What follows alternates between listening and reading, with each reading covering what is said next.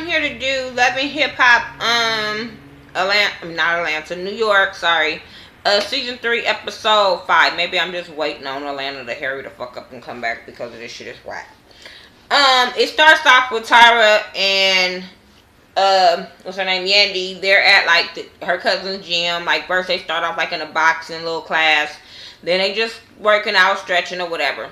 So as they're stretching and stuff, they're talking about what happened. You know, Tara's telling Yandy what happened about her cutting up. Well, she said that she was telling her about how she looked into Amina's Butterfly's Instagram. She was like, well, usually it's locked, but this time it's not locked. So I'm like, bitch, are you stalking her Instagram?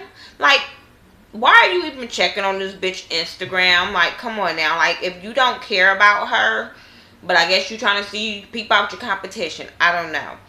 But grown women don't do that. Then they talked about you know, her tearing up his clothes and all this kind of shit.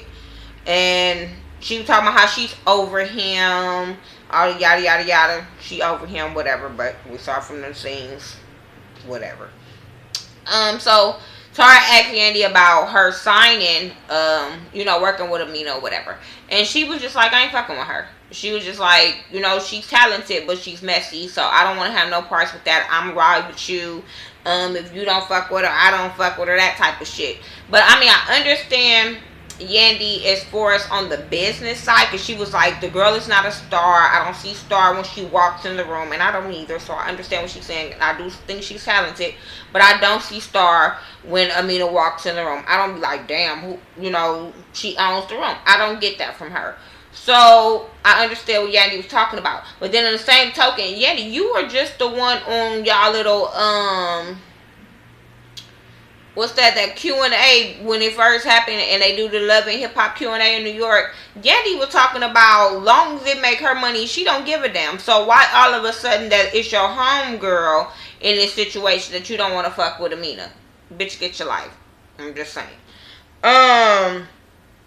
So anyway, she said that she don't like. She was talking about how she don't like working with Rich because Rich is messy. He's not organized, and she's the type of person, she's really organized, and she's like, she gonna have to talk to Rich about that, whatever. So then we have Saigon and Erica Jean on a date painting, and I was giving him his kudos points for the date because I was like, okay, that's a nice little idea for a date, is to go painting, you know what I'm saying, and get to talk to each other. You guys be able to talk while y'all painting. So I thought that date was cool. He was talking about how he was happy to be with her and all this kind of stuff, and I was really like, okay, I'm feeling this date with them. He was talking about how he really was happy to be around his son because he didn't have his father in his life, and she was talking about how she had both of her parents and stuff like that and whatever, and he wants to be cool with her dad. Whatever, because I'm going through this because of the shit, that's the fuckery that happened after that when we saw him again. So, okay. Then we get Amina. She's in the studio singing some shit about some fake friends. Now, I can't say it sounded good. It did sound good. So, hey, I can't hate on her. Like I said, the bitch got talent. Peter walks in. Irritates the shit out of me as soon as I see Peter's face every fucking time. It irritates the hell out of me because he's an asshole. He was a child, and every other thing you could say negative about a supposedly grown man you could think of, that's what Peter is. So he's telling her, you know, look, he in an interview talking about he's gonna tell both women what they want to hear because he gonna still be with both of them. And I'm sitting there like, you's a bitch, and you admitting this shit on camera, you's a bitch, straight bitch. So then he was telling her like, you can't be putting that stuff up on, he was telling her about Tara tearing up her shit. She was like, you wasn't mad? And he was like, you can't be putting pictures up. And, you know, even just like Yandy had told Tara, bitch, y'all married. So she thought that she was able, since it's out now, she could put pictures up. But he was like, that's instigating shit. And he, you know, he trying to work things out for his kids. And I'm sitting there like, bitch, you dumb. You dumb. So, she was like, okay, whatever. Cause you know, he give her that little check talk, and he checks her ass, and she just folds like a dummy. And then they talked about her music career and her, about Rich working with them, and she just like, I don't want to fire you as my manager. I don't want to fire my husband as my manager, but shit, we got to get back on the road of our, my music. So he said he was gonna talk to Peter or whatever. Young Rich. So then we have Peter and Rich. They're playing basketball. And they're talking about Tara tearing up his shit up again. Then Rich is like, what the fuck did you expect? Like, come on. What did you expect was going to happen when you got both of these women just being dumb? And he was talking about how Amina was tripping about the record or whatever and being a husband and all this kind of stuff. Richard was like, he wants to work with Amina because he was like, what's up with y'all gonna work with her? So he was like, yeah, I'm down to work with her. Me and Yandy down to work with her. She talented. All that shit, that's between y'all, yada, yada, yada. Okay. So then they had Sin and Naya Lee meet up. And apparently they was friends. They had been friends or whatever before Erica and all this kind of shit. They know each other from around the way or whatever. So they kind of get along. They understand each other. The way they talk to each other, they understand each other. So I wasn't even tripping about their little meet up. Naya was talking, saying like, when you jumped to the other team, and she was just like, it just happened. So then they talked about her meet with Erica and how she was telling Erica what she said, and Sin is just like, maybe you guys need to talk because both of y'all personalities, both of you guys are, outspoken, and you guys just need to sit down and talk and air that shit out. So Naya was like, okay, I'm going to give her another shot, Sin my girl, so I'm going to go talk to Erica, woo, whatever.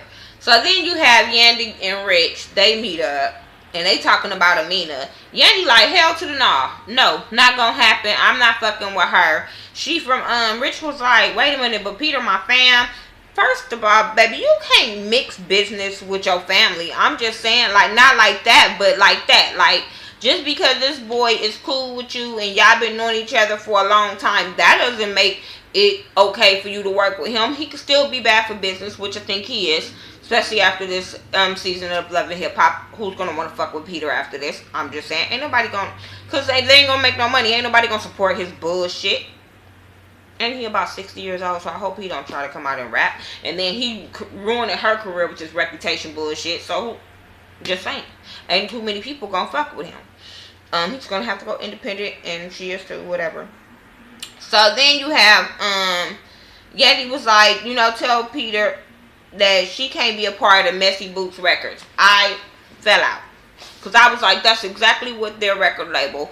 And Rich should be the founder of that damn thing. Because, Rich, you ain't out the woods being messy. Just because you ain't got some common sense on this season, because you ain't got dogged the shit out of last season, don't mean you can't be the founder of Messy Boots Records. Because you still want to fucking sign Amina. You still want to fuck with Rich. You still want to fuck with Erica. So that's what your record label should really be called, Messy Boots Records. Just saying. And I really hope that's not what their record label was called. Because that shit was retarded. So then you had Peter was like, well, can I work with, he asked Yandy, no, wait, what happened? No, Peter walked up. That's when she said she couldn't be a part of Messy Boots Records. She told Peter. She just basically told Peter ass. Because after she told Rich, that's when Peter walked up. So she told Peter, like, I can't fuck with y'all. This girl, she talented, but you got too much bullshit. Like, I can't be a part of that. She leaves. Well, before she leaves, Peter asks her, can he work with Rich? Like, I understand it's your partner, but can I deal with just him on some other shit? And she was like, he a grown-ass man. You can work with him. I don't care. And she leaves. Then he was, because Rich was like, because he, Peter was like, yeah, I want to work with him because he promised me some things. Really? Really? I don't know if that was a promise, but he did say that he would work with her. I didn't hear him say, I promise I'll work with her. I don't know. Maybe I didn't hear that part, but I don't know. So then, him and Peter, after Yandy leaves, Rich just basically laying him too. Like, this is some bullshit you got me in. There ain't nobody gonna want to be associated with this. This is some bullshit. He gonna say, this is my business. This ain't got nothing to do with it. He's like, are you fucking serious? Like, this shit goes beyond y'all. Because he was like, Tara's cool with Yandy. Then Yandy's gonna have to do Dylan's and be smiling up in homegirl face. It's messy all the way around, but Rich is like, shit, let's go make this money. Let's see where this go. You know, Rich is like, fuck it. So, hey, whatever.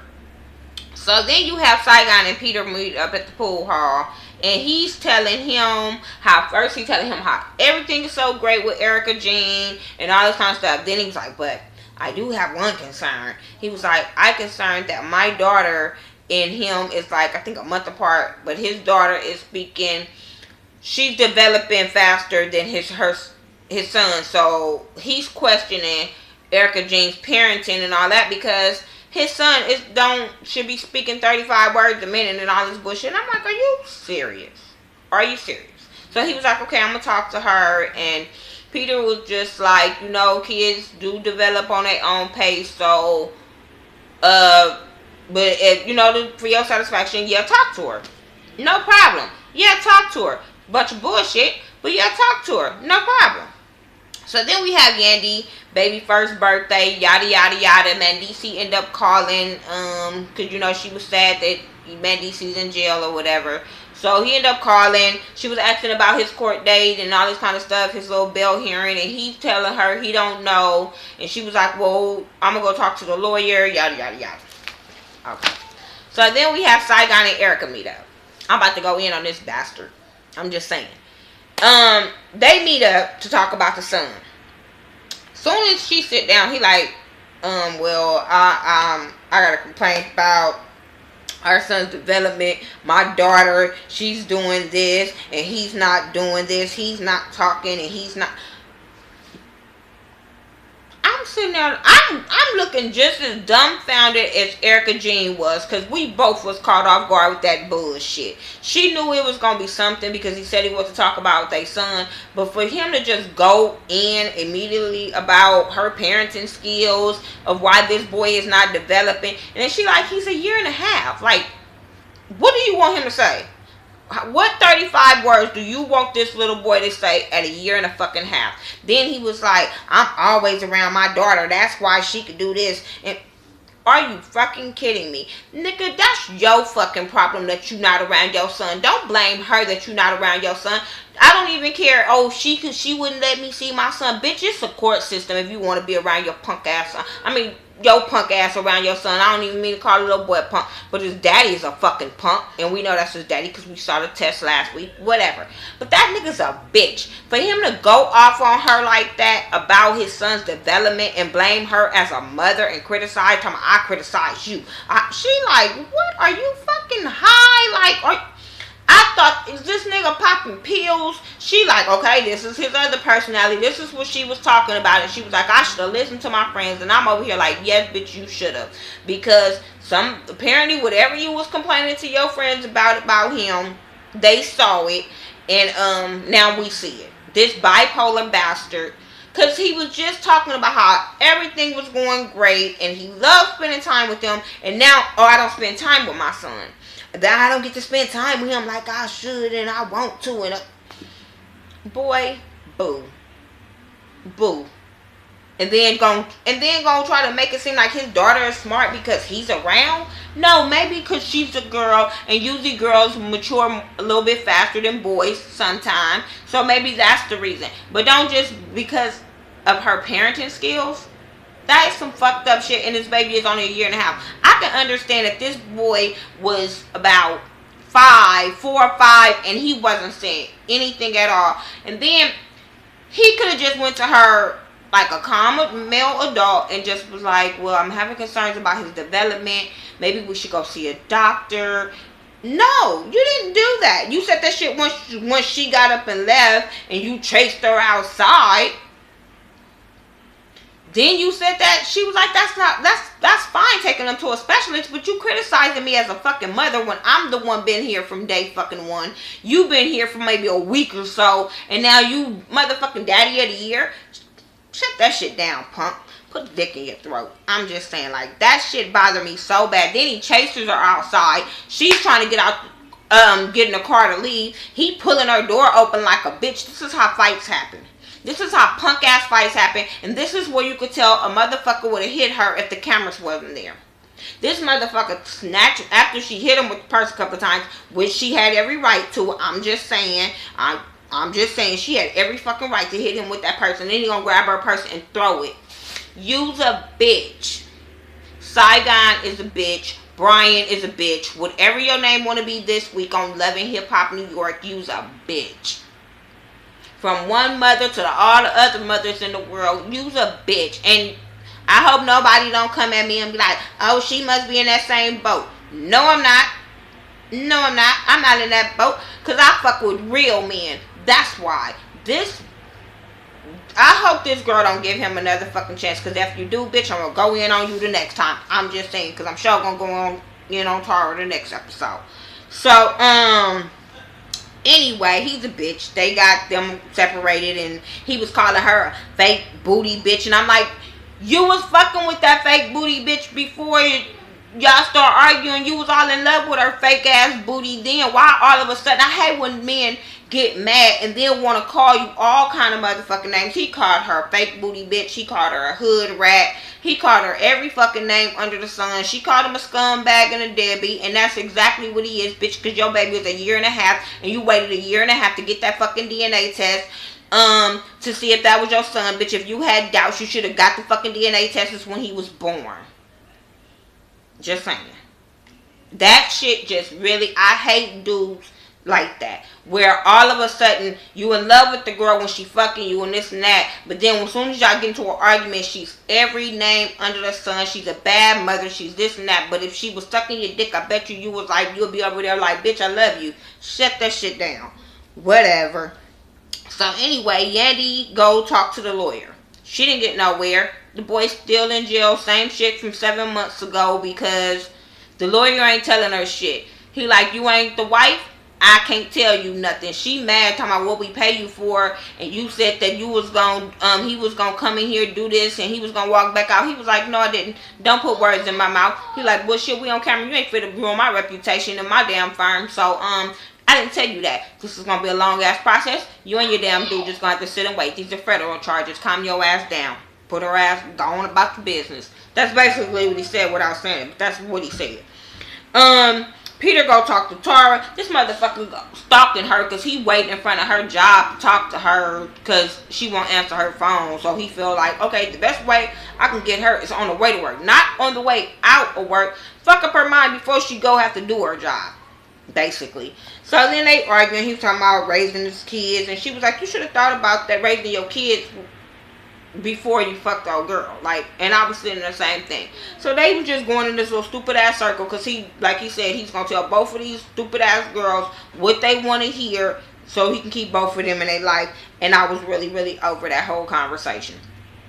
Erica meet up with Sin. And she's telling her about, she wants to tell her about the contract. Sin is like, I'm over this shit. I'm supporting you, but I don't like Rich. I don't like the shit he did with you. But hey, then she tell her to go talk to Naya. She talked to Naya and all this kind of good stuff or whatever. So Erica's like, okay, I'll go talk to her, whatever. I don't want to fuck with her, but I'll go talk to her. Like, hey, she was like, you know, because Sin be giving her good advice. Sin just want to see her win. And she gonna do whatever she is. Sin is so, her nose is wide open with this new relationship. And I'm like, oh baby. Because Erica shouldn't have been your first girlfriend if you want to be in a girlfriend relationship. Erica is not gonna be the one because Erica's gonna break your fucking heart. I'm just saying. Yandy meets up with her dad, and they're talking about Mandisi. Her daddy was just like, just don't get your hopes up high. I'm going to be here for you. He basically telling her, like, bitch, if you got 20 years, you need to go on with your life. And I was sitting there right along with daddy, like, I don't think men should ask women to hold their life, or vice versa, should hold their life. If you get more than 5 years, I'm sorry, in jail, a person shouldn't have to hold their life, because I feel like that's selfish. You shouldn't have did the fucked up shit you did to get in jail. If that shit wasn't on some shit, somebody setting you up and you fighting your innocence, I ain't waiting on you. I'm sorry. Like, you shouldn't have did what the fuck you did to get in jail.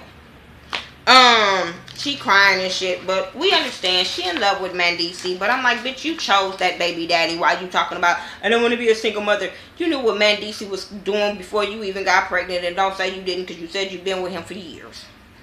Erica and Naya Lee meet up. Pissed me off because Naya Lee started going in on Erica as soon as she walked in the room. Oh, what kind of? Oh, that's a Birkin bag or whatever kind of bag she said. And she was like, yeah, I got some business to take care of when I leave here. She was just like, oh, that's questionable. Bitch, what do that have to do with anything? What bald head ass girl? Sit your ass. Stay sitting down in that seat because, bitch, I don't like Naya Lee because I feel like she's too much. And, bitch, this is not the way. Why you talking about Erica getting on? Bitch, this is not, you're invalid too. And Erica's a little bit more relevant than you. I'm just saying, like, I'm not saying Erica's no star or she got talent or nothing like that, but she is a little bit more relevant than Naya Lee. I'm just, who heard of Naya Lee? If you don't live in New York, who heard of Naya Lee before Loving Hip Hop? And we only, 5 episodes in. We've been knowing Erica for at least a couple of seasons now. So, bitch, who are you?